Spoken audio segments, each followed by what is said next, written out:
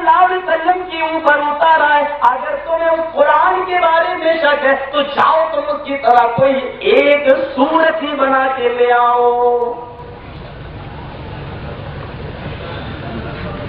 خانہ کعبہ میں مشاعرہ ہوا کرتا تھا، یا یہ کہیے کہ اشعار کا مقابلہ ہوا کرتا تھا. ایک شاعر آتا تھا تو اپنا شعر بناتا تھا. شاعروں کو تو ویسے ہی آج کل بھی تکبر کافی ہوتا ہے شاعروں کو، اور کچھ فری کے شاعر ایسے مل جائیں گے جو آپ کا ٹائم برباد کرنے کے لیے خود چائے پلائیں گے. بھائی صاحب ذرا چائے پی لیجیے، میرے دو شعر سن لیجیے.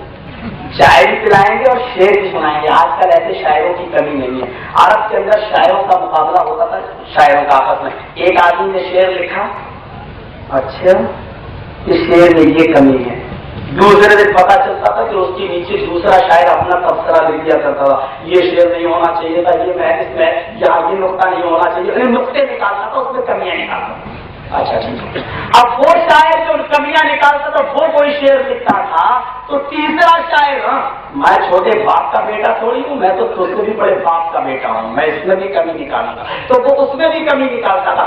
ایسے یہ سلسلہ چلتا رہتا تھا، کبھی رکتا نہیں تھا. ایک کی کمی دوسرا، دوسرے کی کمی تیسرا، تیسرے کی کمی چوتھا، یہ برابر نکالتا رہتا تھا. ایک بار حضرت حسان ابن ثابت خانہ کعبہ کے اندر گھس گئے اور انہوں نے بھی لکھ دیا اِنَّا أَعْطَيْنَاكَ الْكَوْثَرَ فَصَلِّ لِرَبِّكَ وَانْحَرْ إِنَّ شَانِئَكَ هُوَ الْأَبْتَرُ. لیکن نیچے یہ نہیں لکھا کہ ھذا کلام اللہ، بلکہ کیا لکھ دیا نیچے حسان ابن ثابت. یعنی انہوں نے کہا کہ شاعروں کا مقابلہ ہو رہا تو انہوں نے نیچے اپنا نام لکھ دیا جاتا. اب روکتے رہے، ارے کس نے لکھا؟ ٹھیک ہے. دوسرے دن دیکھ رہے ہیں کوئی کمی کسی نے نہیں نکالی، تیسرے دن کوئی کمی نہیں نکالی. سب لوگ جمع کہ آخر معاملہ کیا ہے؟ حسان اتنے ثابت ہمارے سامنے کا لڑکا پیدا ہوا، یہ وہ، یعنی اس طریقے کی اونچی باتیں وہاں، اور اس نے ایسا شعر لکھا کہ کوئی شاید کمی نہیں نکال رہا ہے. بڑے بڑے شاعر دم کہنے کے رہے بھائی کیوں، لہٰذا لوگوں نے اعلان کر دیا حسان ابن ثابت کو کوئی انعام دیا جائے گا، کیونکہ اس نے ایسا شعر لکھا ہے کہ آج ابھی تک کسی نے کوئی کمی نہیں نکالی. اتنے میں ایک سب سے بڑا عرب کا مشہور قادر شاعر کھڑا ہوتا ہے، کہتا رک جاؤ، ابھی حسان کو انعام دینے کی ضرورت نہیں ہے، مجھے تھوڑی مہلت دو، ایک دن کی مہلت دو. میں قرآن کے اندر، میں اس کے شعر کے اندر کوئی نہ کوئی کمی ضرور نکالوں گا. رات بھر سوچ رہا کہ کیا کمی نکالوں. کہتا ہاں ایک کمی نکلی. کیا کمی نکلی؟ 2 لائن کا ایک شعر ہوتا ہے، یہ جو 3 ہی لائنیں ہیں، یعنی 2 شعر بھی نہیں ہیں. اِنَّا أَعْطَيْنَاكَ الْكَوْثَرَ فَصَلِّ لِرَبِّكَ وَانْحَرْ، اِنَّ شَانِئَكَ هُوَ الْأَبْتَرُ. دوسری لائن کا ہوں. پھر کہتا یار لائن ہو یا نہ ہو لیکن معنی تو پورا ہو رہا ہے. پھر ہاں وزن نہیں بیٹھ رہا. ارے وزن کیا؟ پھر کہتا ہاں وزن بھی بیٹھ رہا ہے. اِنَّا أَعْطَيْنَاكَ الْكَوْثَرَ، دیکھو رے آیا. فَصَلِّ لِرَبِّكَ وَانْحَرْ، دیکھو رے آیا. اِنَّ شَانِئَكَ هُوَ الْأَبْتَرُ، آیا بھی رے آیا، وزن بھی بیٹھ رہا ہے. رات بھر پریشان رہا، کوئی کمی نہیں نکال پایا. صبح لوگ جمع ہونے لگے، کیا ہوا؟ کہا کمی تو نکال دی ہے میں نے، تھوڑی دیر کے لیے دنیا سے واپس جاؤ تو مجھے، میں اس کی کمی نکالتا ہوں. اس نے 3 لائنیں، 3 أعطيناك الكوثر فصل لربك وانحر إن شانئك هو الأبتر. اس کے نیچے اس نے اپنی طرف سے ایک لائن لکھ دیا اور کہنے لگا اے لوگوں آؤ، میں نے دیکھو اس شعر کے اندر، حسان کے شعر کے اندر میں نے کمی نکالی. سارے لوگ آئے، کیا دیکھتے ہیں کہ حسان کے وہ اشعار 4 لائنوں میں بدلے ہوئے ہیں. اِنَّا أَعْطَيْنَاكَ الْكَوْثَرَ فَصَلِّ لِرَبِّكَ وَانْحَرْ إِنَّ شَانِئَكَ هُوَ الْأَبْتَرُ. جب 4تھی لائن پہ نظر پڑی تو کیا دیکھے کہ عرب کا سب سے بڑا شاعر اپنی کمی کا یا اپنی بے بسی کا اعتراف 4تھی لائن میں طریقے سے کر رہا ہے کہ اس کو بھی رے سے ختم کرتا ہے. کیا کہتا ہے؟ اِنَّا أَعْطَيْنَاكَ الْكَوْثَرَ فَصَلِّ لِرَبِّكَ وَانْحَرْ إِنَّ شَانِئَكَ هُوَ الْأَبْتَرُ. اور نیچے اس نے لکھا مَا هَذَا كَلَامُ الْبَشَرِ. اے لوگوں، میں اسی نتیجے پہ پہنچا ہوں کہ مذکورہ تینوں جو شعر ہیں، اِنَّا أَعْطَيْنَاكَ الْكَوْثَرَ فَصَلِّ لِرَبِّكَ وَانْحَرْ إِنَّ شَانِئَكَ هُوَ الْأَبْتَرُ، اس کے بعد میں نتیجے پہ پہنچا کہ ماں آتا کلام البشر کی، یہ کسی انسان کا کلام ہو ہی نہیں سکتا، یہ کسی بشر کا کلام ہو ہی نہیں سکتا، یہ کسی انسان کا یہ کلام ہے ہی نہیں ہے۔ آئے حسان، نہیں یہ تمہارے اشعار نہیں ہیں، سچ بتاؤ کہ یہ اشعار کس نے بنائے؟ یہ کسی انسان کا شعر ہو ہی نہیں سکتا۔ اور حسان کھڑے ہوئے کہنے لگے تنزیل من رب الرحیم، یہ اس رحمان الرحیم کی طرف سے یا اس رب العالمین کی طرف سے اتارا ہوا کلام ہے۔ اے عرب کے شاعر، تو نے بالکل سچ پہچانا کہ یہ میرا کلام نہیں ہے، کسی انسان کا کلام ہو ہی نہیں سکتا۔ اور پھر لوگ سمجھ گئے کیا کہ محمد جیسا آدمی جس کو محمد بھی لکھنا نہیں آتا تھا، یہ اتنا اچھا کلام کیسے بنا سکتا؟ نہیں یہ محمد کا بھی کلام نہیں ہو سکتا۔ اور پھر جو لوگ ایمان لانا شروع ہوئے، اشہد ان لا الہ الا اللہ وان محمدا عبدہ ورسولہ، ایک ہی کلمہ، چاہے یہودی ہو، چاہے مجوسی ہو، چاہے عیسائی ہو، کوئی بھی ہو، ایک کلمہ پڑھتا تھا، اسلام میں داخل۔ آج تو ہم 6 کلمے پڑھ لیتے ہیں، پھر بھی پکے مسلمان ہونے کی گارنٹی کوئی نہیں دے گا۔ ہے کوئی گارنٹی؟ دیکھو نکاح کے موقع پر ہمارا مولوی بیٹھ جائے، پڑھ پہلا کلمہ تجزیہ، دوسرا کلمہ شہادت، تیسرا کلمہ تمجید، چوتھا کلمہ توحید، 5-6 کلمے پڑھا دے، اس سے کیا گارنٹی دی کہ مسلمان ہو جائے؟ نہیں ہو گیا تو گارنٹی پھر بھی نہیں۔ اسلام کے اندر ایک ہی کلمہ ہے صرف، لا الہ الا اللہ محمد رسول اللہ، یا اشہد ان لا الہ الا اللہ وان محمد عبدہ ورسول، ایک ہی کلمہ اسلام کے اندر۔ دوسری دعائیں ہیں، ان کو کلمہ مت کہو، وہ کلمہ نہیں ہے۔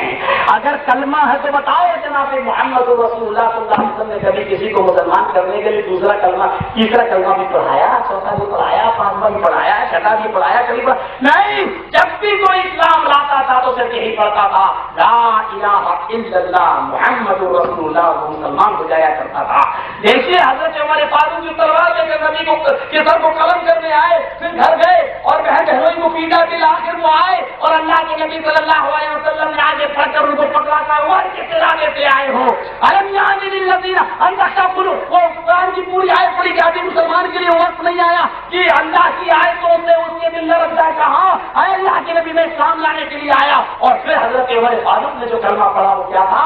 اشہد ان لا الہ الا اللہ واشہد ان محمدا عبدہ ورسولہ، بس یہ کلمہ پڑھا اور اسلام لے آئے۔ اتنی زور سے مسلمانوں نے نعرہ لگایا، نعرہ تکبیر، کہ یہ آواز گھر کی 4 دیواری سے نکل کر خانے کعبہ تک پہنچ گئی۔ یہ اسلام کی تاریخ کا پہلا نعرہ تھا، اور سب سے پہلا نعرہ اسی وقت لگا جب حضرت عمر فاروق اسلام لائے۔ عمر، آج تو اب اتنا خوش ہو تیرے اسلام سے کہ آج تو اپنی تمنا بتا۔ کہا تمنا؟ اللہ کے نبی ایک ہی تمنا ہے میری، کا کیا؟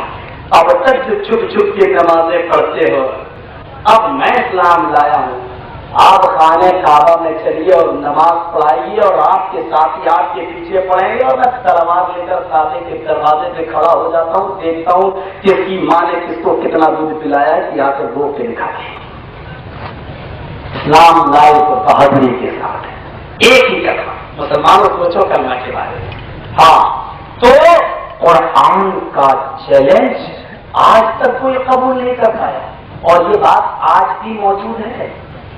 آج بھی ہمارے بہت سے لوگ جو قرآن اچھا یہ کیوں کہہ رہے ہیں کہ آیتیں نکالو، یہ کیوں کہہ رہے ہیں کہ قرآن کو تھوڑا سا موجودہ حالات کے ساتھ کچھ بدلو، کیونکہ جانتے ہیں کہ دنیا میں ایک ہی کتاب ایسی ہے جو نہیں بدلی گئی، اور ساری کتابیں بدل گئی۔ یقین نہیں آتا؟ میں آپ کو 1-2 ایگزامپل دیکھتا ہوں، دیکھیے کتابیں کیسے بدلی ہیں۔ دیکھیے میرے پاس 2 گیتا رکھی ہوئی ہے، ایک گیتا ہے کہاں کی؟ گیتا پریس گورکھپور کی، اور دوسری گیتا میرے پاس بنارس کی۔ اگر کسی ہندو بھائی کو اعتراض ہو تو وہ ذرا بنارس کی اور گورکھپور کی گیتا دونوں کو ٹیلی کر کے دیکھیے، میرے پاس یہ دونوں گیتا موجود ہے۔ گیتا ہے ایک گیتا پریس گورکھپور کی اور ایک بنارس کی، دونوں گیتا میں اتنا زبردست انتر کہ آپ پہچان نہیں پائیں گے کہ یہ وہی گیتا ہے۔ یعنی بنارس سے گورکھپور صرف 200 کلومیٹر ہے۔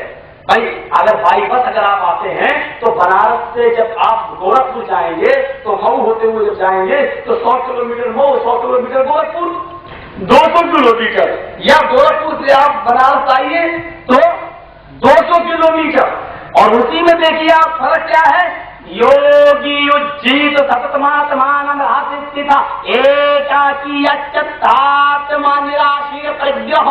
श्रीमद् भागवत गीता अध्याय नंबर 6 मंत्र नंबर 10, अध्याय नंबर 6 और मंत्र नंबर 10। एकाकी अच्युतात्मा निराशीर प्रज्ञ, योगी पूरा मंत्र, योगी युज्जीत सततमात्मानं रातिस्थिता एकाकी अच्युतात्मा निराशीर प्रज्ञः। इतना है सिर्फ बनारस की गीता में, जो बनारस से छपी है। मंत्र खत्म है यहीं पर, उसके बाद दूसरा मंत्र शुरू हो रहा है, दूसरा।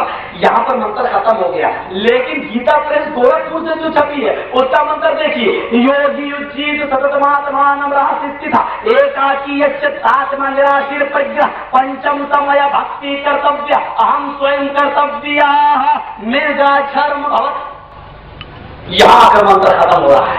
क्या मतलब? श्री कृष्ण जी कह रहे हैं, गीता बनारस की गीता में कितना लिखा हुआ है, योगी युज्जीत सततमात्मानं रातिस्थिता एकाकी अच्युतात्मा निराशीर प्रज्ञ। योगी की माना पूरे शरीर की एक्सरसाइज यानी नमाज। हिंदू एक्सरसाइज नहीं कर रहा है, मंदिर में गया बस हो गई पूजा, इससे ज्यादा कुछ नहीं कर रहा। पूरे शरीर की एक्सरसाइज जो होती है वो नमाज के अंदर होती है। रुकू का सज्जे में रीढ़ की हड्डी को सीधा कर लेना और रीढ़ की हड्डी को बिल्कुल टाइट कर लेना है, पानी का भरा हुआ बर्तन आपकी कमर से गिरने ना पाए, सज्जे में जाना, गर्दन को रुकू में है तो गर्दन आपकी बिल्कुल सीधी होनी चाहिए और सज्जे की जगह पर आपकी निगाह होनी चाहिए। और अल्लाह अकबर कहकर जब आप ये मान रहे तो पॉजिटिव रेजिस तोड़ रहे हैं। कभी कभी आप देखते हैं हाथों पर बोझ पड़ता है जोर, कभी आप तरावी पढ़ते हैं तो बहुत से लोग नमाज पढ़ते पढ़ते ऐसे हाथ गिरने लगता है। ये पॉजिटिव रेजिस दौड़ रहा है, सुस्ती के हाथ इसलिए दौड़ रहा है कि पॉजिटिव रेजिस उसके अंदर दौड़ रहा है, आप ऑटोमेटिकली गिर रहा है। थोड़ा गिरा और ये बनिस्बत हम उनको बुरा नहीं कह रहे हैं, जो लोग यहाँ नहीं बांधते हैं उनके हाथ नहीं गिरते हैं, वो बांधे हुए क्यों, कोई वजन नहीं पड़ रहा है, कभी कैसे छूटा कभी नहीं छूटेगा, ये वाला हाथ जरूर छूटेगा। क्यों? पॉजिटिव रेजिस दौड़ रहे हैं जिसके अंदर, तो ये एक्सरसाइज हो रही है, रुकू की एक्सरसाइज, सज्जे में एक्सरसाइज, और आप पैरों को मोड़ रहे हैं तो उंगलियों की एक्सरसाइज, हर तरीके से एक्सरसाइज हो रही है। इसी को कृष्ण जी ने कहा, योगी युज्जीत सततमात्मानं, हाय अर्जुन हमेशा पढ़ते रहना, कभी न छोड़ना, सतत मात्मानं, कभी नहीं छोड़ना, सतत पकड़े रहना, कभी नहीं छोड़ना। एकाकी यच्चतात्मा, और हृदय आत्मा को ईश्वर की तरफ, एकाकी एक अल्लाह की तरफ लगा देना, यच्चतात्मा पूरी आत्मा को उसी की तरफ लगा देना, खुशू के साथ नमाज पढ़ना। और उसके बाद में क्या था, यच्चतात्मा निराशीर प्रज्ञ, सबसे निराश हो जाना और ऊपर वाले से निराश न होना। बस इतना लिखा है बनारस की गीता में। और आप वो गीता उठाइए जो गीता प्रेस गोरखपुर से छपी है, उसमें ये पूरा लिखने के बाद आगे क्या लिखा, पंचम समय भक्ति कर्तव्य। हाय अर्जुन ऐसा 5 वक्त करना, मैं खुद भी 5 वक्त करता हूँ, मिर्गा चर्म और हिरण की खाल की जाए नमाज बना लेता हूँ, मैं हिरण की खाल का मुसल्ला बनाकर मैं उसके ऊपर नमाज पढ़ता हूँ। ये लिखा है गीता प्रेस गोरखपुर। बताइए 200 किलोमीटर में इतना जबरदस्त जगह है, सिर्फ 200 किलोमीटर में। आइए अमेरिका की जरा बाइबल ले लो, एक ब्रिटेन की बाइबल ले लो। अब जरा बाइबल का कहां से लेना, अमेरिका की बाइबल में क्या लिखा हुआ है, जो तेरे दाएं गाल पे थप्पड़ मारे बायां गाल पेश कर दो, और बाएं गाल पे थप्पड़ मारे तो दायां गाल पेश कर दो। वो नंबर 5 में। अब जरा ब्रिटेन की टोनी ब्लेयर, अभी विदेशी कुत्ते हैं ना, अब जरा इसकी उठा लो, टोनी ब्लेयर के यहाँ ब्रिटेन से जो बाइबल छपी उसमें क्या लिखा हुआ है, जो दाएं गाल पे थप्पड़ मारे बायां गाल पेश करो, बाएं पे मारे तो दायां पेश करो, और जो तेरा कुर्ता लेके भागे उसके साथ 2 किलोमीटर और दूर चले जाओ, वहां जाके उसको अपना पायजामा भी उतार के दे दो। ये लिखा है ब्रिटेन की बाइबल में। दोनों में डिफरेंस देखिए आप। अमेरिका की बाइबल में सिर्फ इतना लिखा है, जो दाएं गाल पे थप्पड़ मारे तो बायां गाल, और बाएं पे मारे तो दायां पेश कर दो। बस अखलाक का सबूत दिया है, बड़ा अच्छा अखलाक है। लेकिन जब वर्ल्ड ट्रेड सेंटर पे हमला हुआ तब नहीं कहा गया कि लोग व्हाइट हाउस भी उड़ा, क्यों? हमारे यहाँ तो अखलाक है, जो दाएं पे मारे तो बायां, जो एक लड़की लेके भागे दूसरी भी ले लो, मैं इसको भी दे रहा हूँ, मेरा एक बेटा कत्ल करे तो दूसरा भी दे दो, इसको भी खत्म करो। बड़ा अच्छा अखलाक है ईसाइयत के अंदर। लेकिन बाइबल जो ब्रिटेन से छपी है उसमें क्या है, जो कुर्ता लेके भागे उसको पायजामा भी दे दो। और फिर बड़े हंसी की बात ये कि 2 किलोमीटर उसके साथ चल जाओ ताकि कोई दूसरा ना देखे। पता नहीं किताब लिखने वाला बेवकूफ था क्या, पागल था वो। अरे कोई दूसरा नहीं देख रहा, लेकिन जिसको तू पैजामा उतार के दे रहा वो तो देखेगा, वो तो देख ही रहा है। यानी तू 2 किलोमीटर जाने की इजाजत इसलिए दी ताकि कोई दूसरा तुझे ना देख पाए नंगे होते हुए। अरे अल्लाह के बंदे, जिसको तू देगा उतार के उसके सामने तो नंगा होना ही पड़ेगा। इतनी अकल नहीं है। तो जबरदस्त डिफरेंस और फर्क। ये अमेरिका और ब्रिटेन जबकि आपस में एक दूसरे के ऐसे दोस्त हैं जैसे हारून और मूसा की जोड़ी। अच्छा, हजरत हारून और मूसा की जोड़ी भी उसी तरीके से, ये हालांकि इनसे मिसाल नहीं देना चाहिए, लेकिन दोस्ती की मिसाल दी जा रही है। ऐसी दोस्ती थी जैसे टोनी ब्लेयर और ये अगर ये कहते कि यहाँ लैंडिंग करो तो वही करना पड़ेगा, और वो कहते ऐसा करो तो करना पड़ेगा। दोनों एक दूसरे से बंधे हुए हैं, तब भी बात बदल गई। आइए जरा रामचरितमानस जिसको तुलसीदास जी ने लिखा है और वाल्मीकि रामायण जिसको वाल्मीकि ने लिखा, दोनों रामायण है, दोनों में फर्क। आइए दिखाएं दोनों में क्या फर्क है। सुबह उठ, रामचरितमानस तुलसीदास जी कहते हैं, हाय पुत्र सुबह उठ, सबसे पहले अपने माँ के पैर छूकर आशीर्वाद ले। सबसे पहले अपने माँ के पैर छूकर आशीर्वाद ले। रामचरितमानस क्या कह रही है? तुलसीदास जी की माँ के पैर छुओ। और वाल्मीकि रामायण क्या कह रही है? रामचंद्र जी ने अपनी पत्नी सीता को उठा लिया, पकड़ लिया, पैर से ही छूने दिया और कहा राम रामाय नमः, राम रामाय सत्यामस्ति। ऐ सीता, मैं तेरा राम हूँ, तेरे राम का राम है ऊपर वाला, तू उस राम के सामने झुक जो तेरे राम का राम है। तो वाल्मीकि रामायण और तुलसीदास जी के रामायण में इतना आमद है। मैं बताना ये चाहता हूँ कि आज दुनिया की सारी किताबें, कोई किताब ऐसी नहीं है कि जो ना बची हो। 200-200 किलोमीटर की दूरी में इतना अंतर आ गया है, लेकिन थोड़ी देर के लिए कुरान उठा लो, हिंदुस्तान में कुरान, और हिंदुस्तान के किसी भी कोने में चले जाओ वही कुरान। चलो पाकिस्तान में चले जाओ तो वही कुरान, चलो सऊदी अरब की सरजमीन पे चले जाओ तो वही कुरान, जाओ ईरान और इराक में चले जाओ तो वही कुरान।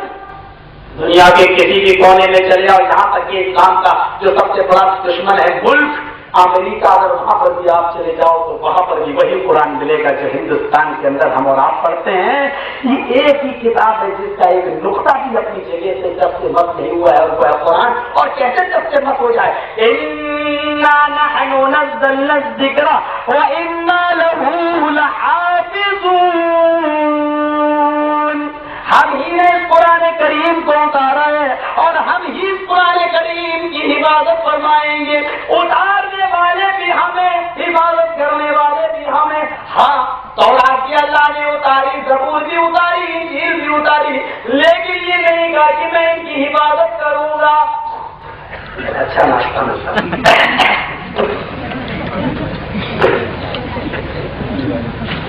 इन्ना नहनु नज़्ज़लना ज़िक्रा व इन्ना लहू लहाफ़िज़ून। हम ही ने कुरान करीम को उतारा है और हम ही कुरान करीम की हिफाजत फरमाएंगे। अल्लाह ने कुरान को उतारा तो हिफाजत की जिम्मेदारी ली। और उस मुल्क के बादशाह को याद करो जिसने पूरे कुरान के नुस्खों को जला दिया और जलाने के बाद समंदर में बहा दिया। एक भी कुरान का नुस्खा बाकी नहीं छोड़ा। बड़ा खुश था, चलो कुरान को मैंने सफेद हस्ती से मैट दिया। रात में गुजर रहा है, सफर कर रहा, देखें मुल्क की क्या हालत है, मुसलमानों पर क्या बीती है। भेष बदल लिया, रूप अपना बदल लिया, फकीराना भेष में जा रहा है बादशाह। दौड़ रहा, चल रहा, अपने कुछ लोगों को, कुछ साथियों को लेकर, कोई नहीं जानता कि ये बादशाह सलामत जा रहा है। अचानक एक झोंपड़ी से आवाज आ रही है, अलिफ लाम मीम ज़ालिकल किताबु ला रैब फीहि हुदल लिल मुत्तकीन। बुलाओ, कौन पढ़ रहा है? बुलाया गया, का छोटा सा 9 साल का 10 साल का बच्चा कुरान की तिलावत कर रहा है। कहा बेटा ये कुरान तुम कहाँ से लाए हो? कहा कि नहीं मेरे पास तो कोई कुरान नहीं। कहा मैंने देखा कि बादशाह ने बड़ा जुल्म किया है और बादशाह ने कुरान के सारे नुस्खे जलाकर समंदर में पा दिए। मेरे बेटे ये तेरे पास कुरान कहाँ से आया जो तू पढ़ रहा था? बेटा कहता है, वो 9 साल का बच्चा कहता है, अरे उस बादशाह को क्या मालूम, उसको भी नहीं मालूम, क्या उनसे सवाल करने वाला बादशाह कहता है उस बादशाह को क्या मालूम है, उसने तो वो कुरान जला दिया है जो कागज के टुकड़ों पर लिखा हुआ था। उसने तो वो कुरान जलाया जो कागज के टुकड़ों पर लिखा हुआ था। मेरा कोई हमदर्द छाए और उस बादशाह को कह के आए कि बादशाह तो उस कुरान का क्या करेगा जो हमारे 9 साल के 10 साल के बच्चों के सीनों के अंदर जो कुरान महफूज है,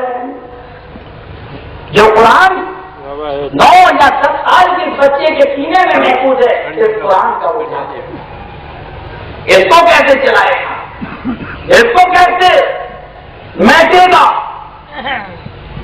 میرے بھائی اتنا کہنا تھا، بادشاہ نے اعلان کر دیا، صبح ہو گئی، کہنے لگا کہ مسلمانوں کو اجازت دے دو کہ وہ دوسرے قرآن کو چھاپ لیں، نشر و اشاعت قرآن کی کریں، اس لیے کہ جو کتاب 9 سال کے اور 10 سال کے بچوں کے سینے میں محفوظ ہے، اس قرآن کو کبھی صفحہ ہستی سے مٹا نہیں جا سکتا، اس قرآن کو کبھی دنیا سے ختم نہیں کیا جا سکتا، اس قرآن کو کبھی ختم نہیں کیا جا سکتا۔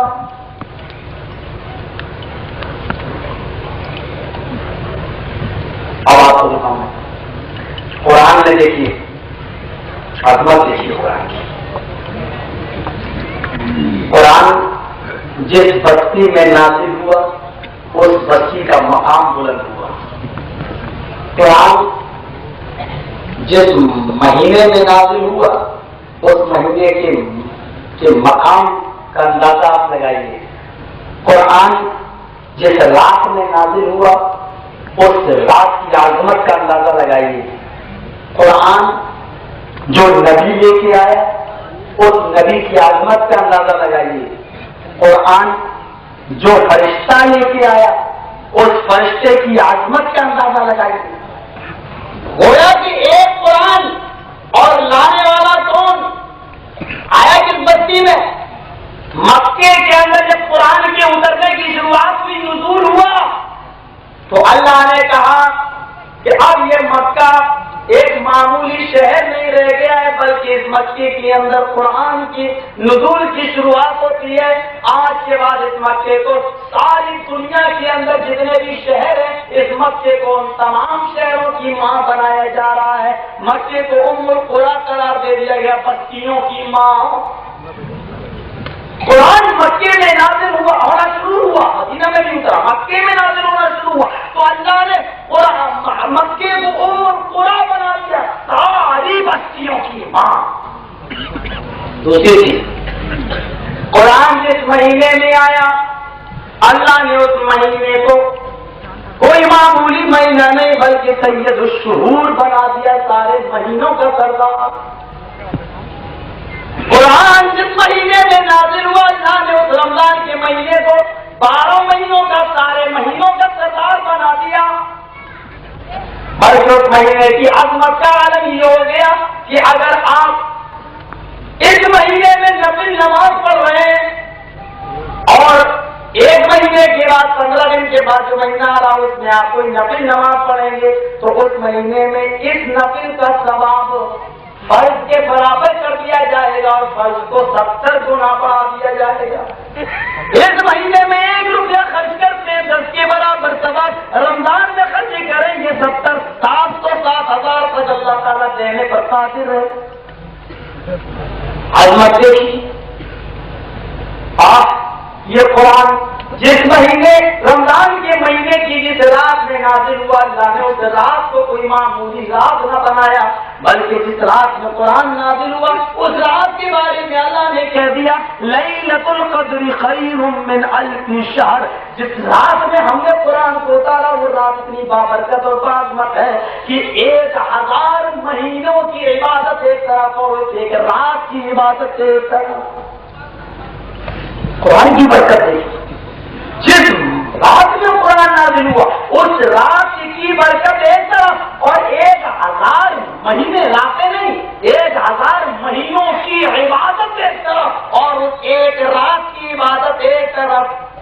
لیکن پھر بھی برابر نہیں، بلکہ اس رات کی عبادت افضل، خیر من الف شہر، خیر زیادہ بہتر ہے، 1000 مہینوں کی عبادت سے بھی زیادہ بہتر۔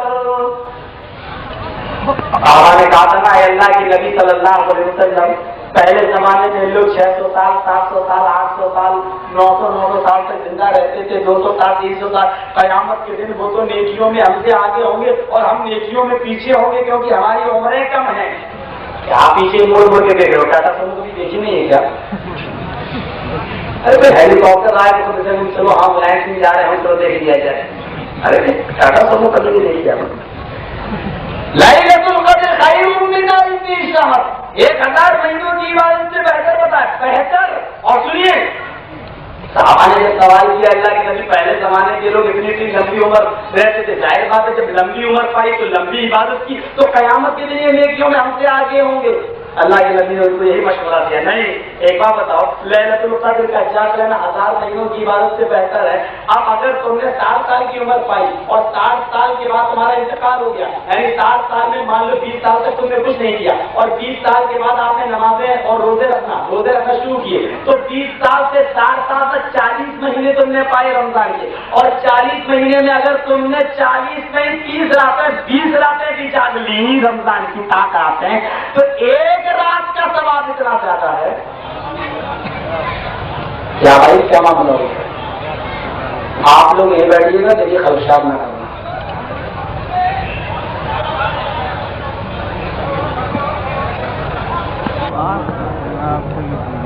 ان سے کہو کہ وہ گاڑی لے کے آگے بڑھ جائیں، خدشہ یہاں نہ کریں۔ ارے جگہ رستہ میں ہے تو کہیں 30-40 دن آتے اس نے جاگ لی، اور ایک رات کی عبادت کا ثواب 1000 مہینے، اور 1000 مہینے کو آپ ڈیوائڈ کریں، 1000 مہینے کو اگر آپ تقسیم کرتے ہیں تو لگ بھگ 83 یا 84 سال بنتے ہیں، یعنی ایک رات کا ثواب ایک رمضان میں ایک رات ملی آپ کو، تو 40 رمضان کے مہینے پائے، 40 راتیں مل گئی، ایک رات کا ثواب آپ کا 83 یا 84 سال کی عبادت کے برابر ہو رہا ہے۔ تو آپ کو اگر 40 راتیں مل گئی تو ثواب جوڑیے، پہلے زمانے میں جو لوگوں نے عبادت کی ان سے آپ آگے بڑھ جاؤ گے نیکیوں میں۔ آپ نے کہہ کر ان کو سمجھایا میرے پیارے ساتھیوں، یہ امت محمدیہ ایسی امت ہے کہ جس کی عمر تو کم ہے لیکن فضائل اور عبادات میں اتنی فضیلتیں رکھی گئی ہیں عبادات کے اندر کہ اگر عمل کرے تو نیکیوں میں بہت آگے بڑھ جائے گا۔ معاملہ گڑبڑ ہے۔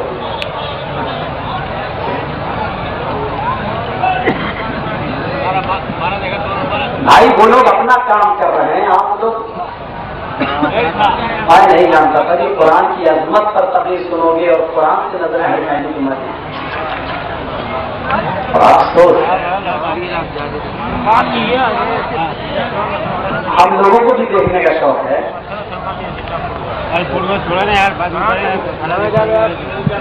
بیٹھو۔ ارے رضاکار لوگ کام ہے، رضاکار لوگ ان کو آگے بڑھانا ختم کرے وہاں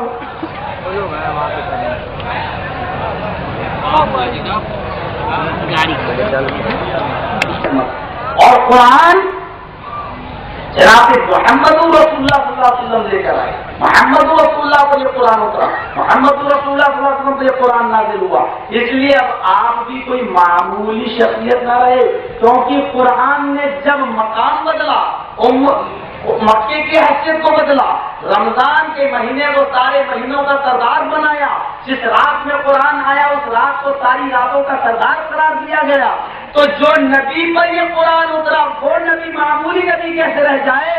وَمَا أَرْسَلْنَاكَ إِلَّا رَحْمَةً لِّلْعَالَمِينَ، اے نبی ہم نے آپ کو ساری کائنات کے لیے رحمت بنا کر بھیجا، یعنی رحمت للعالمین بنایا، سارے عالم کے لیے رحمت بن کے آئے۔ اور یہ قرآن جس نبی پر اترا ہے میرے بھائیو، اللہ تعالیٰ نے اس نبی کو سید الانبیاء بنایا، سارے نبیوں کا سردار، مکہ ساری بستیوں کی ماں، رمضان سارے مہینوں کا سردار، رات سب سے اعلیٰ اور افضل محمد رسول اللہ اگر لے کر آئے تو محمد صلی اللہ علیہ وسلم سب سے عظیم اور بلند نبی، اعلیٰ و عرفا رسول۔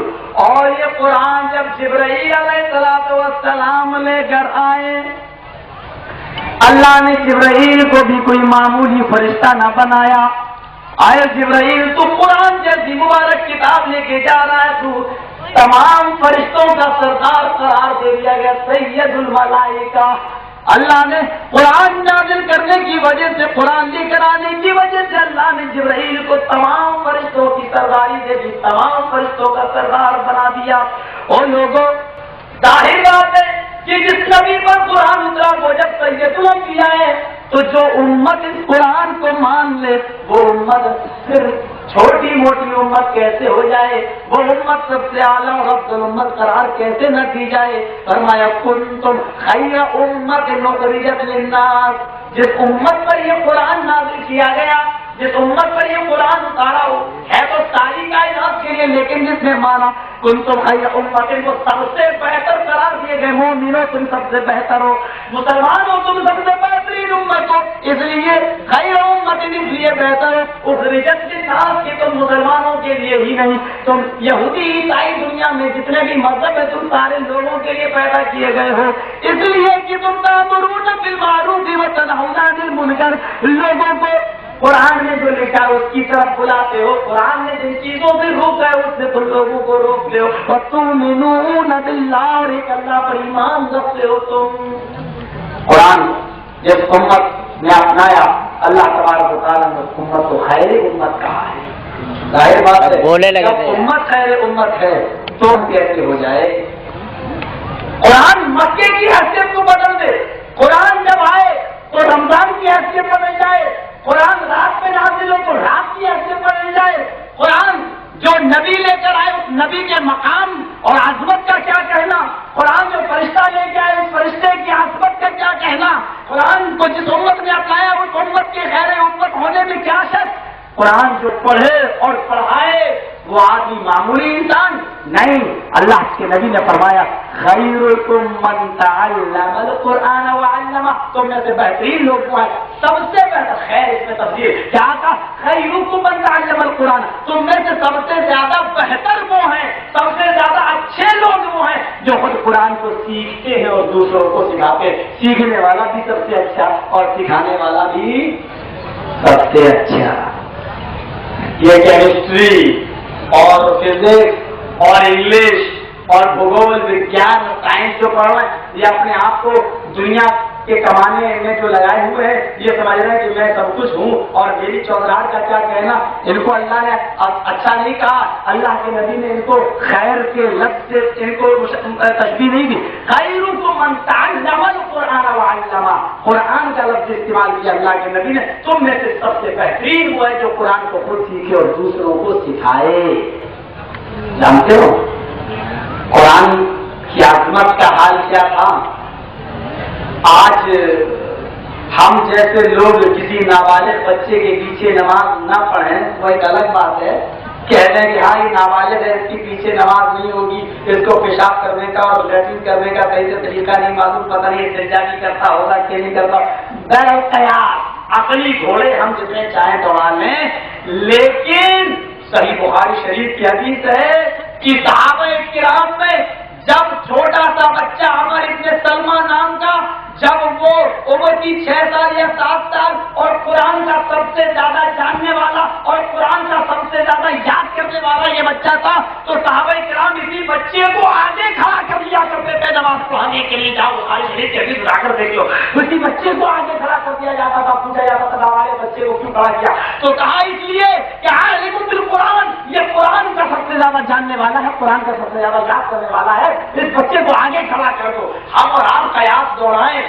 عقلی گھوڑے دوڑانے، وہ ایک الگ بات ہے کہ نابالغ اس کے پیچھے نماز صحیح نہیں ہوگی کیونکہ اس کو بیچارے کو خود ہی نہیں معلوم ہے، یہ صرف عقلی قیاس ہے، قیاس، اور قیاس نے بہت سی جگہوں پر دین کا بیڑا غرق کیا ہے، قیاس نے بہت سی جگہوں پر دین کا بیڑا غرق کیا ہے۔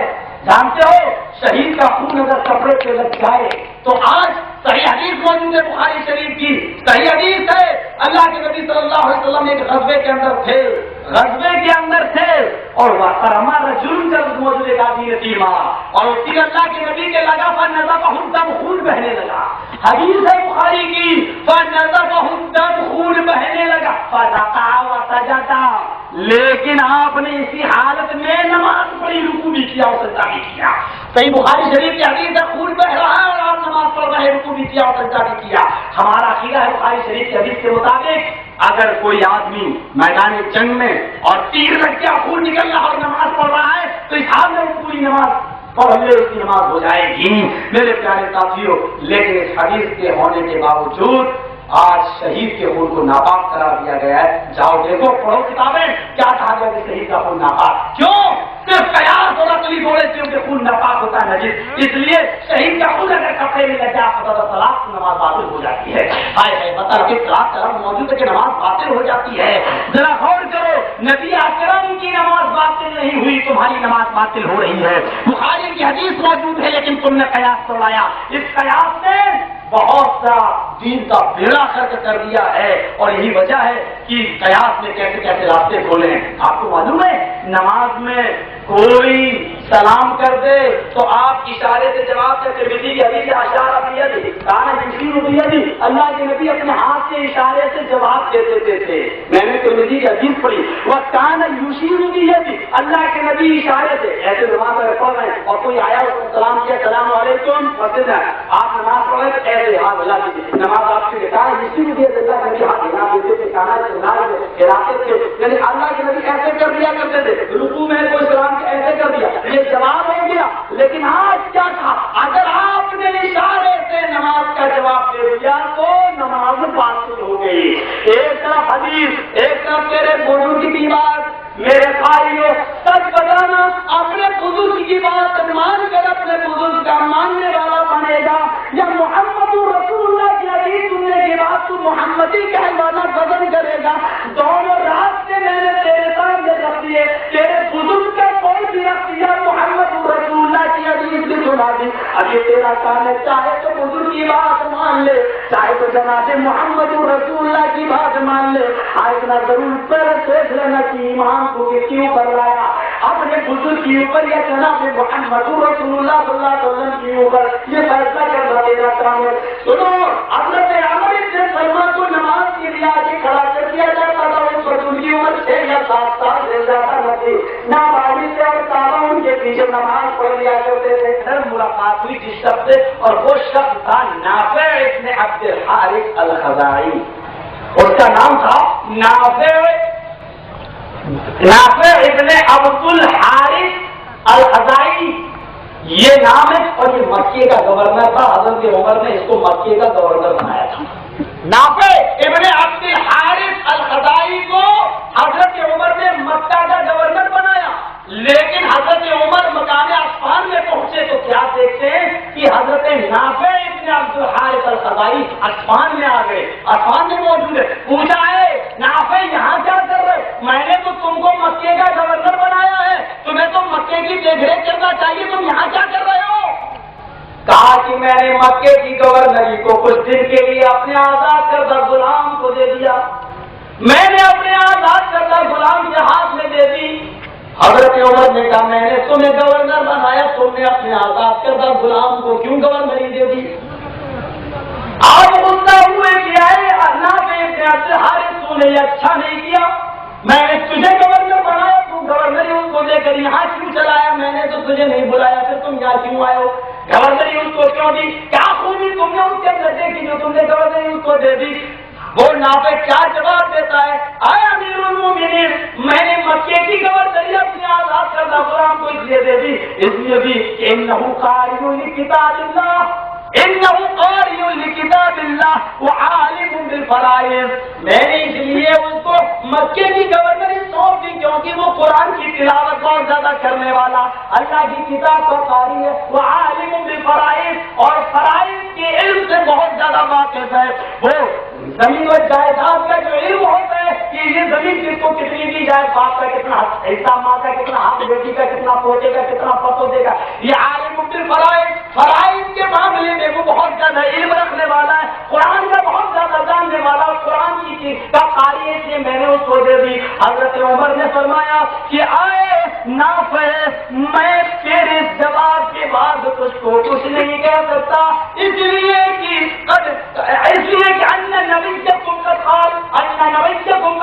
تو جی تمہارے نبی فرما چکے ہیں ان اللہ یرفع بہذا الکتاب اقوام ویضع بہ الآخرین، اللہ اسی قرآن کے ذریعے لوگوں کو اوپر اٹھاتا ہے اور اسی قرآن پر عمل چھوڑنے کی وجہ سے لوگوں کو ذلیل کر دیتا ہے، اسی قرآن سے عزت ملتی ہے اور اسی قرآن سے بے عزتی ہوتی ہے۔ لہذا اگر وہ قرآن کا بہت زیادہ پڑھنے والا ہے اور فرائض کے علم سے واقف ہے تو تو نے غلطی نہیں کری ہے، اس کو گورنر بنا کر، یہ ہے قرآن کا مقام۔ قرآن کا مقام. حضرت عبداللہ ابن عباس کتنے چھوٹے تھے، نابالغ. اور جب حضرت عمر فاروق رضی اللہ تعالیٰ نے جب کوئی مجلس بلایا کرتے تھے، شورا مشورہ کرنے کے لیے لوگوں کو بلاتے تھے، تو عبداللہ ابن عباس بھی آ کر بیٹھتے تھے. لوگوں نے کہا ارے امیر المومنین کس کو بلا دیتے، چھوٹا سا بچہ عبداللہ ابن عباس یہاں چلا آتا. ارے بڑے بڑے بزرگ یہاں صحابہ موجود ہیں، عبداللہ ابن عباس. کہا کہ خاموش رہو، میں نے نبی کو یہ دعا کرتے ہوئے سنا ہے، اے اللہ تو نے قرآن اتارا تو مجھ پر ہے، لیکن قرآن کا علم تو عبداللہ کو عطا فرما دے. میں جانتا ہوں کہ عبداللہ قرآن کے بارے میں کتنا علم رکھتا ہے، قرآن کے نقطوں کو کتنی باریکی سے جانتا ہے، قرآن کا کتنا بڑا عالم ہے. جو قرآن پر عبور جس کو ہو، قرآن کا علم جس کو ہو، اس آدمی کو عمر اپنی مجلس سے بھگا نہیں سکتا، بلکہ اس سے مشورہ لے گا. میں اس نابالغ بچے کو اس لیے بلاتا ہوں کیونکہ یہ ہم میں سب سے زیادہ قرآن کا علم رکھنے والا ہے. غور کرو، نابالغ بچوں کو بھی بلایا جاتا تھا. یہ قرآن کی اہمیت اور قرآن کے مقام اور قرآن کے مرتبے کا اندازہ آپ یہاں سے لگا سکتے ہیں. مکیوں کی حیثیت بدل جائے، رمضان میں نازل ہو تو مہینہ سزا بن جائے سارے مہینوں کا. عظمت دیکھو قرآن کی. آج قرآن کو ہم نے اپنی سوسائٹی سے اور اپنے معاشرے سے نکالا. دیکھیے میں بھول گیا، مجھے لانا تھا. ایک چھوٹا سا قرآن مجھے اٹیچی میں رکھا ہوا ہے. یہاں پر ہمارے یاسین الرحمان صاحب جنہوں نے جلسہ منعقد کیا، یہاں پر بڑی محنت کر کے انہوں نے ان کے گھر سے میری اٹیچی رکھی ہوئی سوٹ کے، اس میں اتنا سا قرآن رکھا ہوا ہے، اتنا سا. اب آپ کہو گے مولانا صاحب آپ بھی کیا تعریف بنا کے لٹکاتے ہو، اتنا سا قرآن. اتنا سا شاید میں بڑا بتا رہا ہوں کیونکہ مجھے صحیح اندازہ نہیں ہو پا رہا ہے. ایک انگلی کے پول، اور میں یہ بھی بڑا بتا رہا ہوں، شاید یہ بھی بڑی ہوں، قرآن سے نہیں چھوٹا ہے. وہ میں نے حیدرآباد میں ایک آدمی کی گلے سے نکالا ہے کیونکہ اس کا تعریف بنا کے لٹکایا ہوا تھا. وہ آدمی ایلرجی ہوا ہے. اس نے اپنی حرکت کیا بتائی، جانتے ہو قرآن کا کیا مذاق اڑایا جا رہا ہے آج. اس نے اپنی حرکت کیا بتائی جب وہ ایلرجی ہوا تو اس نے اسٹیج پہ بتائی، اس کی ویڈیو موجود ہے. اس نے کیا بتایا کہ میں نے اس قرآن کو، یہ موزہ جو ہے تو موزہ اس کے الٹے پیر میں، بائیں پیر میں اس قرآن کو ایسے لے گیا اور پیر کے تلوے کے نیچے میں لایا. پیر کے تلوے کے نیچے. آج جو شہری عمل جو ہوتا ہے نا، دیکھیے کس طریقے سے ہوتا ہے. پیشاب سے ہی پیشاب کرو اور اسی سے قرآن کی آیتیں لکھی جاتی ہیں. کلکتہ وغیرہ کے اندر لوگ، ایک آدمی نے قرآن کا، یہ قرآن جتنا بڑا اس کا ہی پورا ایک جوتا بنا ڈالا، جوتا، اور اس کو پیر میں پہن کر 40 دن تک لیٹرن کرنے گیا. کلکتہ کے اندر ہی بتا رہا ہوں.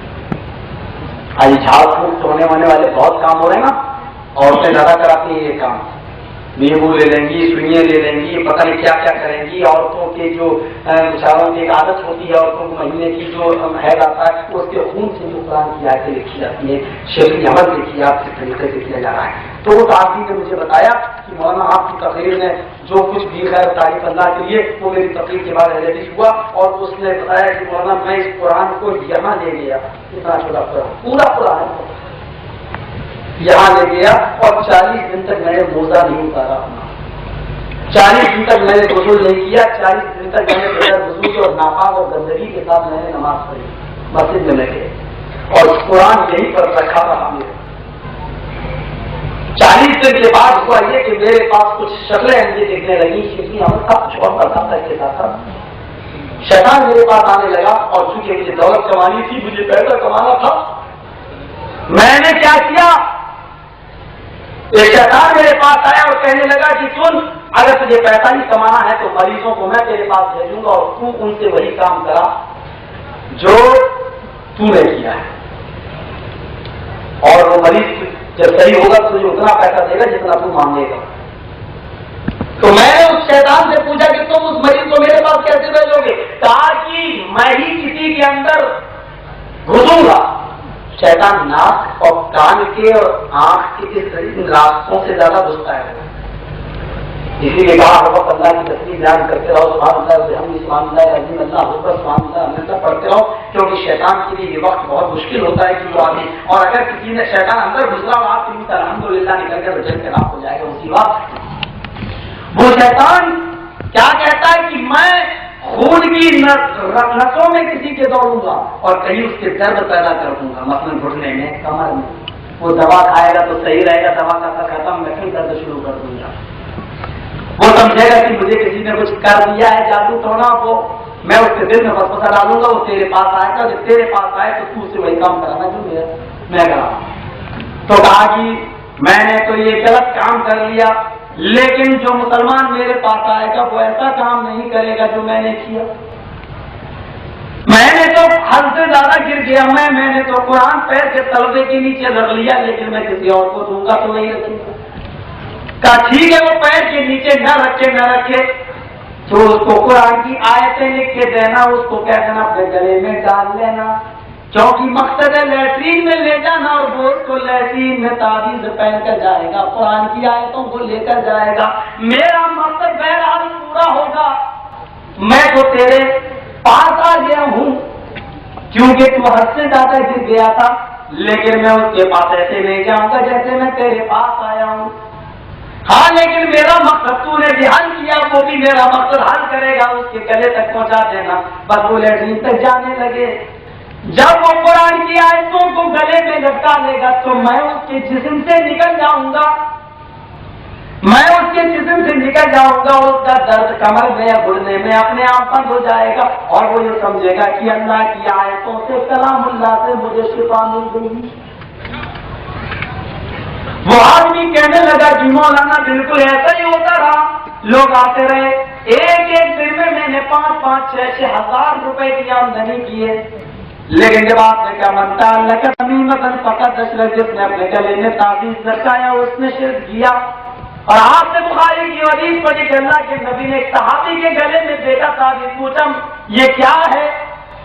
میں نے کہا من الواہینہ، کمزوری کی وجہ سے میں نے پہن رکھا، تو اللہ کے نبی نے فرمایا لو مت علی ھذا لن تدخل الجنۃ، اس حال میں اگر تو مر گیا کہ قرآن کی آیت تیرے گلے میں لٹکتی رہی، تعویذ تیرے گلے میں لٹکتا رہا، اور اس حال میں تجھے موت آ گئی تو کبھی تو جنت کا دروازہ نہ دیکھے گا۔ میں نے حیدرآباد کی سرزمین سے کہا جب نبی کا صحابی اگر اس حال میں مر جائے تعویذ پہنے ہوئے تو جنت کا دروازہ نہ دیکھے، آج کل نبی کے تعویذ سے بڑھ کر کون ہے جو دروازہ دے گے؟ اور تعویذ پہنے اس حال میں اس کو موت آ جائے، بس یہی سے اس کا دل نرم ہوتا ہے، وہ اسٹیج سے آیا اور توبہ کرنے لگا۔ میرے بھائیوں جانتے ہو یہ کیا حرکتیں ہوتی ہیں، تاج قرآن کو یہاں تک لے جایا گیا، تعویذ پہنایا گیا، شیطان اس کے اندر سے نکل گیا اور اس نے سوچا میں صحیح ہو گیا، تعویذ اٹھا کر تاخ میں رکھ دیا، کیا سوچتا ہے کہ اب تو صحیح ہو گئے۔ شیطان نے پھر حملہ کر دیا کہ یہ قرآن کو اور آیتوں کو لیٹرین میں لے جانا چھوڑ دیا ہے، اور یہ سمجھ رہا کہ میں صحیح ہو گیا ہوں، لہٰذا جب تعویذ اتار کے رکھتا تو شیطان پھر حملہ کر دیتا اور پھر اس کے گھٹنے میں یا کمر میں درد ہونا شروع ہو جاتا، اور یہ آدمی سمجھتا تھے تو میں نے اللہ کے کلام کو اتار کے رکھ دیا ہے، اسی لیے تو پھر میرے درد شروع ہو گیا، شیطان نے پھر درد کر دیا، لہٰذا وہ اسی آیت کو اٹھاتا ہے اور پھر اس کو اپنے گلے میں ڈال لیتا ہے، اور شیطان پھر اس کے اندر سے نکل جاتا ہے۔ یہ شیطانی بیمار کرتا، شیطانی ایسے کام کرنے پہ مجبور کرتا۔ آئے لوگوں کیا تمہیں جناب محمد رسول اللہ نے دعائیں نہیں بتائی ہیں؟ فرمایا سورہ فاتحہ گھروں میں پڑھا کرو، سورہ بقرہ کا رکوع، پہلا رکوع اور آخری آیتیں پڑھا کرو، آئے لوگوں چاروں کل پڑھا کرو، آئے لوگوں تم ان صورتوں کو دعاؤں کو پڑھ کر اپنے اوپر دم کرتے رہو، جب تک تم ان دعاؤں کو وظیفہ بناؤ گی جادو ٹونے کا اثر، شیطان کا اثر کبھی تمہارے اوپر نہیں ہو سکتا۔ ان دعاؤں کو تم بھی اپنا وظیفہ بناؤ، چلتے پھرتے اٹھتے بیٹھتے رہتے سوتے جاگتے پڑھتے رہو، شیطان کے وسوسے سے اور شیطان کی حرکتوں سے دور رہو۔ میرے بھائیو جادو کرنا اور کرانا یہ بڑے گناہوں میں شامل ہے، کبیرہ گناہوں میں شامل ہے، اور یہ بغیر توبہ کے معاف نہیں ہوتا۔ اور اگر آپ نے کسی پر جادو ٹونا کرایا ہے تو جب تک آپ کا بھائی آپ کو معاف نہ کر دے اللہ تعالیٰ بھی آپ کو معاف نہیں کرے گا، یہ بڑے گناہوں میں شامل ہے، بڑے گناہوں میں۔ اللہ کے نبی نے فرمایا عن ابی ہریرہ رضی اللہ تعالی عنہ قال قال رسول اللہ صلی اللہ علیہ وسلم اجتنبوا السبع الموبقات قالوا یا رسول اللہ وما هن قال الشرك بالله والسحر۔ سب سے بڑا گناہ کیا ہے؟ اللہ کے نبی فرما رہے 7 بڑے گناہوں سے بچو۔ صحابہ نے کہا اللہ کے نبی 7 بڑے بڑے گناہ کیا ہیں؟ کیا ہے وہ جن سے بچنا؟ آپ نے فرمایا شرک باللہ، اللہ کے ساتھ شرک کرنا، دوسرا والسحر جادو کرنا، تیسرا والقتل قتل النفس التي حرم اللہ الا بالحق، ایسے انسان کو قتل کرنا جس کو اللہ نے قتل کرنا حرام قرار دیا ہو، یعنی ناجائز کسی کو مارنا اور قتل کرنا۔ تیسرا گناہ وأكل الربا، چوتھا گناہ سود کھانا، سود اور پیاز کو ڈکار لینا، کھانا ہضم کر لینا، یہ چوتھا گناہ ہے۔ 5वां गुनाह, अल्लाह के नबी सल्लल्लाहु अलैहि वसल्लम फरमाते वाकुल माल यतीम, यतीम का माल नाजायज तरीके से खा लेना, यतीम का माल नाजायज तरीके से हड़प कर लेना। और 6वां गुनाह, अल्लाह के नबी फरमाते वो तवल्ली यौमल ज़ाफ, लड़ाई के दिन मैदान जंग से भाग जाना, पीठ फेर के भागना, मैदान छोड़ के भाग जाना। और 7वां गुनाह वक़ज़्फ़ुल मुहसिनात मुमिनात गाफिलात, अल्लाह की नेक मोमिना बंदियों के ऊपर, पाक दामन औरतों के ऊपर तोहमत लगाना। ये 7 बड़े बड़े गुनाह हैं जिनसे बचो। अल्लाह के रसूल सल्लल्लाहु अलैहि वसल्लम फरमाते हैं ये तुम्हें हलाक कर देंगे, एक तरह मुस्तबाइल बिखार, हलाक कर देने वाले ये बड़े बड़े गुनाह हैं, इनसे बचो। इनमें जादू करना भी बताया है, जादू सीखना सिखाना, जादू करना कराना, ये भी कबीरा गुनाह में शामिल है, इससे हमें और आपको बचना चाहिए और एक दूसरे के ऊपर इस तरीके की हरकतें नहीं करना चाहिए। मेरे प्यारे साथियों, इस तरीके से कुरान ने अज़मतें, कुरान की आत्मत का दावा यहाँ से लगता है जो मैंने आपके सामने रखा। एक वाकया जो काफी लोगों की तरफ से फरमाइश आई है, उस वाकये को मैं आपके सामने जरा सुनाना चाहता हूँ, क्योंकि वो बहुत, जब से मैं यहाँ आया हूँ तब से वो फरमाइशें बार बार आ रही हैं कि मौलवी साहब वो कुरान के ताल्लुक से वाकया है, उस वाकये को भी आप सुना दीजिएगा। मैंने क्योंकि बहुत पहले हुसैनाबाद में उस वाकये को सुनाया था, लेकिन पता नहीं लोगों ने कहा कि कैसेट नहीं बन पाई या ये है कि वो मौजूद नहीं है, तो मैं चाहता हूँ कि इस वाकये को आपके सामने रखूँ। अल्लाह के नबी सल्लल्लाहु अलैहि वसल्लम फरमाते हैं कि जहन्नम से सबसे लास्ट में एक आदमी निकाला जाएगा, जहन्नम से सबसे लास्ट में आखिर में एक आदमी निकाला जाएगा और उसके माथे पर लिखा होगा और मिनन नार, ये आदमी जहन्नम से आजाद किया गया। ऐसे तो बहुत तौबा करेगा, दुआ करेगा अल्लाह मुझे निकाले, लेकिन सबसे लास्ट में इसको निकाला जाएगा, अल्लाह मुझे जहन्नम से निकाल दे। ये नहीं कह रहा हूँ जन्नत में दाखिल कर दे, सिर्फ जहन्नम से निकाल दे, दरवाजे पे खड़ा कर दे, बस जहन्नम की आग हमसे झेली नहीं जा रही है, अल्लाह उसको निकाल देगा। जिसके माथे पर लिखा हुआ और मिनन नार, ये आदमी जहन्नम से निकला हुआ है, जहन्नम से आजाद हुआ है। अब देखिए अल्लाह भी उसको जन्नत में भेजेगा, लेकिन कैसे भेज रहा है उसको जरा ये देखिए। अब वो जब जन्नत से निकलेगा तो जन्नती, जब जहन्नम से निकलेगा तो जन्नती तो अपने अपने पैरों से देखेंगे जिसे कोयले की तरह काला, पूरा कोयले से ज्यादा काला, और माथे पर भी लिखा है जहन्नमी आजाद होकर आया। तो लोग चिढ़ाएंगे तो अल्लाह लोग मुझे बहुत चिढ़ा रहे हैं, मेरे माथे पर लिखा हो मिलना ये मिटा दो, मेरा जिस्म बहुत काला चलूंगा। ये पानी जो है माउल फुरात, उस पानी से मुझे नहला दे, एक बार गुस्ल कर लेने से कौसर में, बस एक बार मैं नहाऊंगा और मुझे मेरे जिस्म को तो साफ कर दे। अल्लाह कहेगा अभी तो कह रहा था जहन्नम से आजाद कर दे, फिर कुछ नहीं मांगूंगा, और अब तो ये चीज अल्लाह तेरी इज्जत की कसम, इसके बाद में मैं कुछ नहीं मांगूंगा। अल्लाह कहेगा बस उसको हुस्न दिया जाएगा, उसका जिस्म पहले से ज्यादा साफ हो जाएगा, दुनिया में जैसा था उससे भी ज्यादा साफ उसका मिट जाएगा। तेल लगाएगा, ऐसे ही बैठा होगा, जहन्नमी के दरवाजे पे होगा। मुस्लिम के अल्फाज हैं, अभी वो बैठेगा ही कि उसको फलों से लगी हुई, फलों से लगा हुआ एक तरफ उसको नजर आएगा, खूबसूरत फल मेरे और जन्नत के, और जाहिर बात है ऊपर के फल उसको नजर आएंगे। अल्लाह मैं चाहता हूं कि उस दरख्त तक पहुंचाऊं, मुझे उस दरख्त तक पहुंचाने दे, बस इतनी इजाजत और दे। अल्लाह चुप यही बैठ, हर वादा करता है, वादा खिलाफी करता है। अभी तो कह रहा था कि इसके बाद कुछ नहीं, अल्लाह तेरी इज्जत की कसम इसके बाद कुछ नहीं मांगूंगा, बस एक और सुन ले मेरी, मुझे उस दरख्त के पास पहुंचा। अरे इसके बाद तो कुछ नहीं कहेगा, नहीं अल्लाह तेरी इज्जत की कसम, तेरे जलाल की कसम, इसके बाद अरे फरिश्ते तो जाओ मेरे बंदे को वहां तक पहुंचा दो, फरिश्ते ले जाएंगे तरफ तक पहुंचा देंगे। ऐसे ही फल तोड़ेगा, फल तोड़ के अभी मुंह तक ले जाएगा, अभी खाया नहीं होगा, मुंह तक ले जाएगा। ये अल्फाज में मोहत्ता इमाम मालिक और मुस्नद अहमद के, मुंह तक ले जाएगा, खाएगा नहीं कि उसको एक दूसरा दरख्त इससे भी ज्यादा मेवो मिलता हुआ नजर आएगा, और उस दरख्त के ऊपर ऐसी निशानियां होंगी जिससे ये पता चलेगा कि इस फल में एक का टेस्ट नहीं है, एक फल में 12 फलों का टेस्ट है। तो केला, लेकिन सेब का भी टेस्ट लग रहा है, उसमें चीकू का भी लग रहा है। या अल्लाह कैसा था, अल्लाह देख मैंने ये फल खाया नहीं है, اور مسند احمد نے تو یہاں بیٹھے کہ وہ ایسے ہی اٹھا کے ایسے پھینک دے گا اوپر، وہ آٹومیٹک جڑ جائے گا. پھر کہے گا اے اللہ دیکھ میں نے کھایا نہیں، میں اس پیڑ کا پھل کھاؤں گا، اللہ مجھے وہاں تک پہنچا دے. اللہ کہے گا ابھی تو ایک طرف سے اللہ مجھے وہ دکھائی نہیں دیا تھا. اللہ کہے گا مذاق کر رہا ہے تم مجھ سے؟ نہیں اللہ تیرے عزت کی قسم اس سے زیادہ، جبکہ اللہ مذاق کر رہا ہے.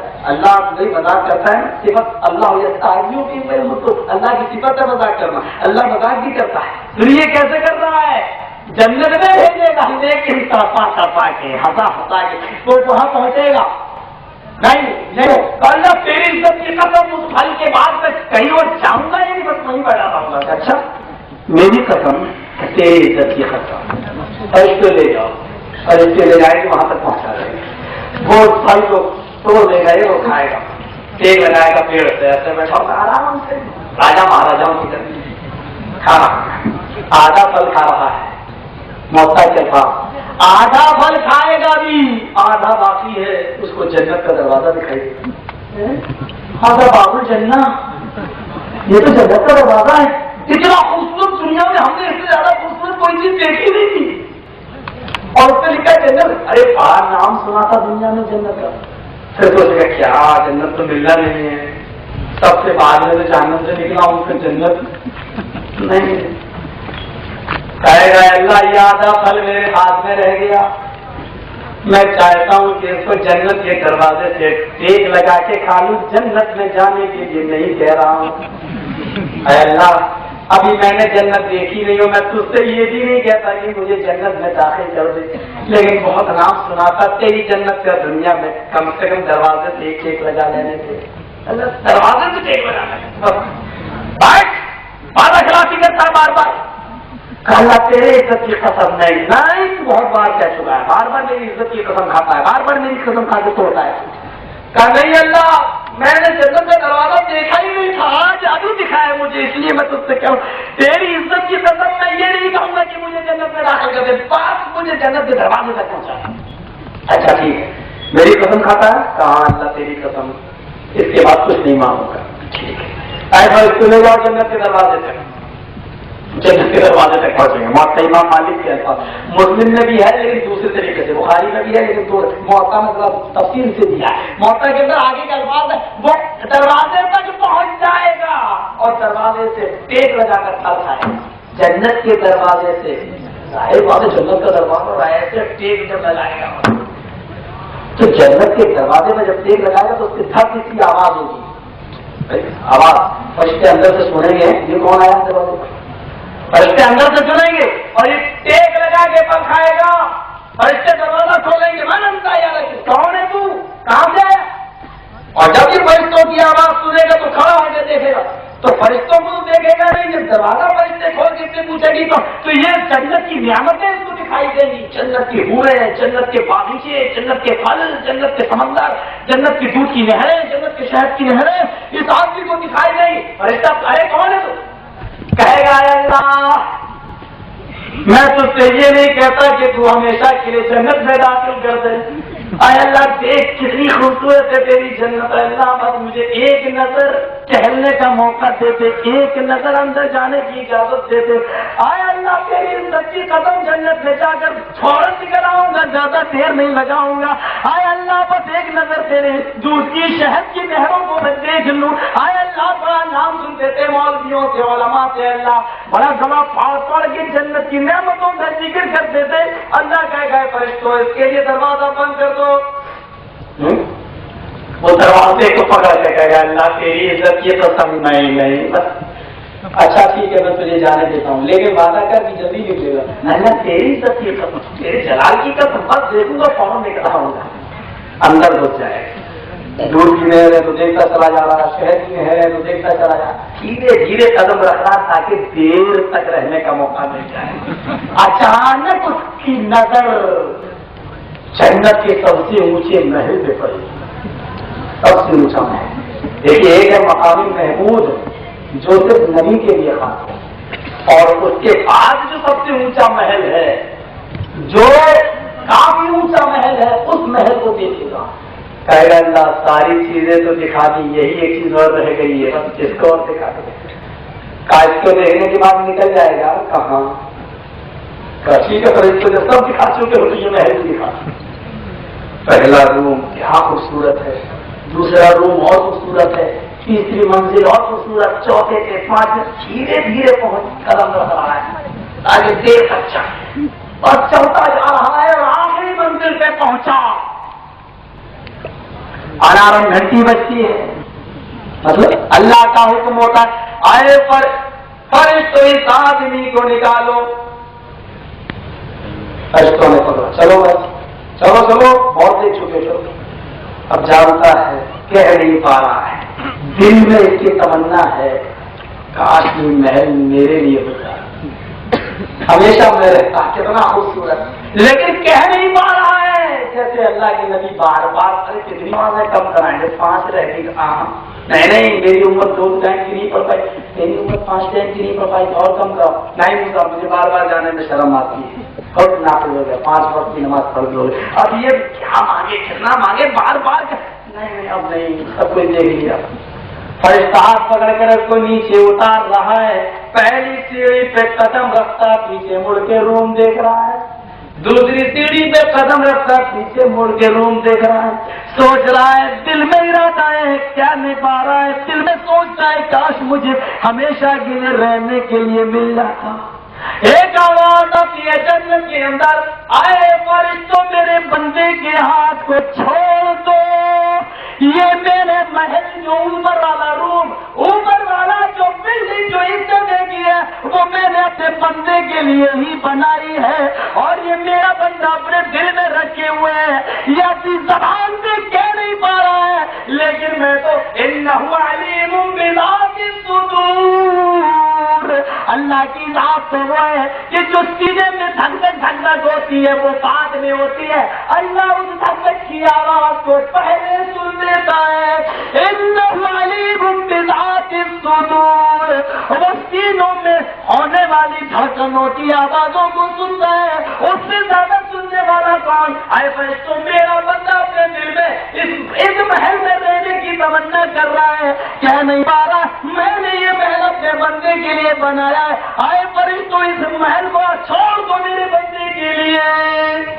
اور اس کو اتنا ہی مستد احمد اور موقع کے اندر تھوڑا سا اضافہ کر کے اللہ کے نبی سے صحابہ نے پوچھا, اضافہ کر کے کہ اللہ کے نبی سے صحابہ نے پوچھا, اللہ کے نبی اتنا گناہگار آدمی اور سب سے اونچا میں, سب سے بعد میں آتا ہوا اور سب سے اونچا میں, کیا کہا اللہ کے نبی؟ ہاں اس لیے کہ وہ بہت گناہگار تھا, گناہوں میں ڈوبا ہوا تھا, سرکش تھا, پاپی تھا, اس کو اس کے گناہوں کی سزا مل گئی. لیکن میرے صحابیوں کو میں نہیں معلوم کہ اس کے اندر ایک خوبی تھی, اور خوبی اس کی تھی کہ ہر 15 دن میں, اور ایک روایت میں ہر 1 مہینے کے اندر یہ ایک قرآن پورا